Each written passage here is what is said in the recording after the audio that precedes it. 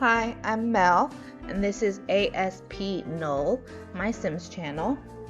I'm making a world for The Sims 3. My concept is a federal colonial architecture type world, and in my last video I showed you all my attempts at creating a hilly terrain, but it didn't work out, and that's for the best because this style of home is usually on flat land anyway. The program I'm using to create a world in The Sims 3 is called Create a World, or CAW. In this world, I use what's called a distant terrain, which is the fake land around the square that I'm allowed to build in. If I didn't have it, the world would just be a square in the middle of the ocean. The distant terrain is a little higher than the flatness of the land, so I have to raise up the edges so it meets the seams. This concept of a road layout I got from a generator online, and I like the structure on the one side and the angles on the other side, and I'm looking to create a layout that looks like it expanded out naturally. And the road layout is important because of the Sims travel time, and they need different ways to get around. For example, you don't want a long road that only has one entrance because it'll take forever to get anywhere in gameplay. So I'm just putting down the base game roads to get the layout how I like it, but I'll replace them later with custom roads.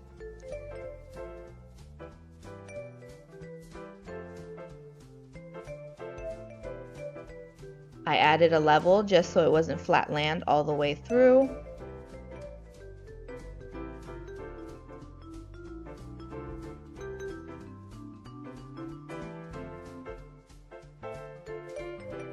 And I'm using dark green terrain paint to indicate where I'll put trees. I didn't mean to put so much down, but it frames the areas nicely. Eventually I'll delete the dark green and replace it with the green that matches the world better.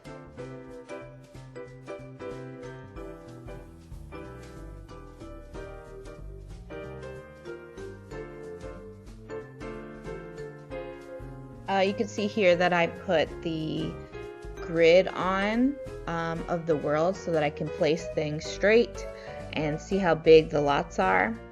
And there's things that are called chunk borders, and those are the lines that are thicker than the grid, and it shows the chunk of land that will render one at a time. So if you're in one chunk in the game, it'll load everything in that one chunk and the rest of the chunks will not be loaded, just to save computer power, I guess. That's how the game was built. I'm putting the dark green terrain paint and the roads on the chunk borders so that I have something there, because you can't place lots on the chunk borders because it'll corrupt the world, because the game doesn't know it's in the middle of a border, so it won't be able to load. It gets confused. So the bottom left area near the water is going to be the high income area with like bigger lots. The middle right area is for City Hall and the main park. And it took me multiple tries to get the big lots in the rich area correct.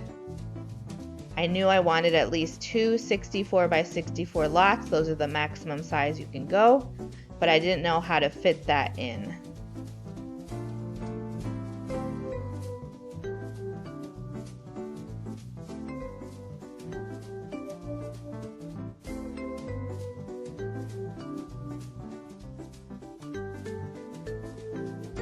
Then I noticed if I zoomed in like I was a sim, that there were seams from the distant terrain and the land not meeting. And it was really annoying, and so I went and raised all the land and smoothed it out, and it took a long time.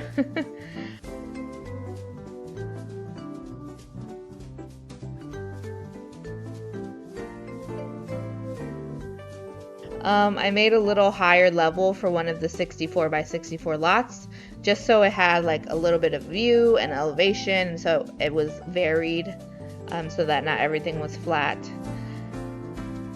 And I added another 64 by 64 lot next to it on the flat level. And if you can see, there's a chunk border right there, so I put 3 50 by 50 lots, I think, so that it wouldn't go over the border.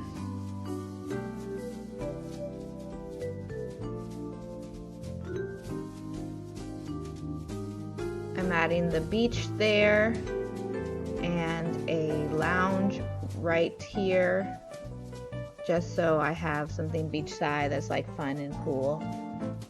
There's a chunk border right here in between where I'm putting the park and the city hall.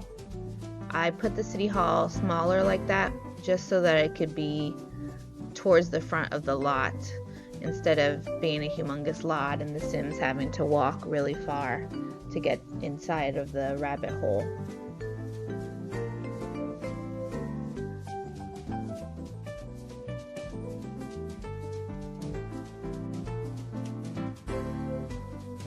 Then I added sidewalks here, and I'm gonna put on either side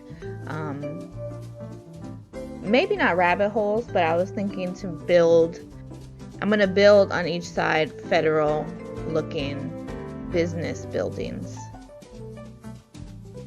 And then here I'm flattening out this lot, and it's going to be the gypsy wagon in the middle of a wooded area. And then this square here will be the criminal hideout.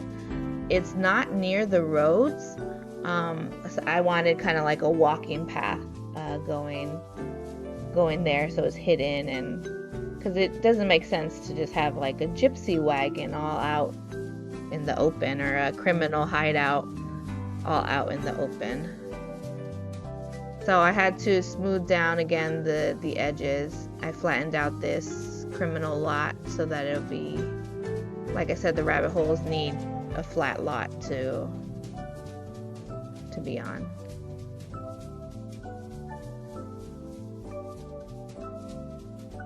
In this little border, this little corner here, I'm putting a dive bar. Hopefully I remember what that is. And I'm smoothing out the edges again, because in game you can see if it's on top of the distant terrain like it was, it looks really weird and it breaks immersion.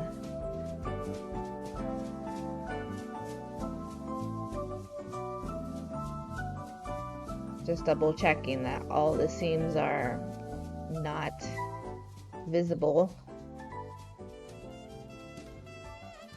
And I went into game and put down the city hall, and I made a park, even though I wanted the park to be stepped down and terraced. It didn't work out like that. I'm just gonna go with the flat Sunset Valley looking park.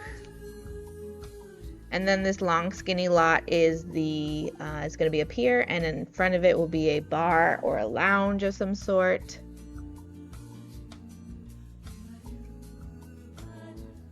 I'm naming, I don't know if you saw, but I'm naming the lots on the side.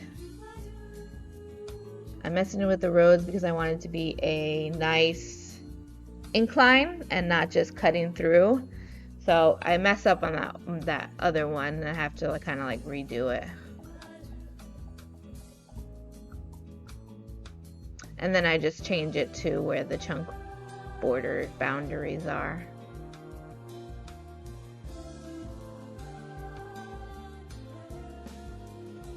This loop here, I was planning to make it the mid-income house area, and on this side will be the school, because I feel like schools are in the mid-income area, not the high income or the lower income.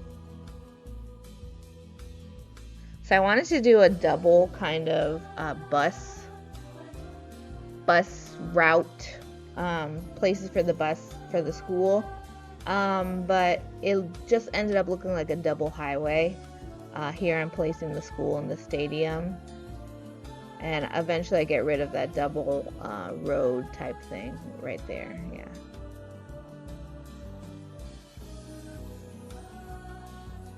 Here is the library, which is a little too small. I end up changing that in the future. I'm building out I wanted a parking lot, but I couldn't. This is the parking lot here. I wanted a parking lot, but I couldn't figure out how the cars would be able to get to the parking lot from the road. So I end up scrapping that later as well. To summarize today's progress, we started with a flat piece of land with distant terrain, raised up the land on the sides to meet with the seams of the distant terrain. We put down some roads and lots and painted dark green areas where trees should go. So what's next is replacing the base game roads and putting down lots of lots. And that's it. Thank you for watching and see you next time.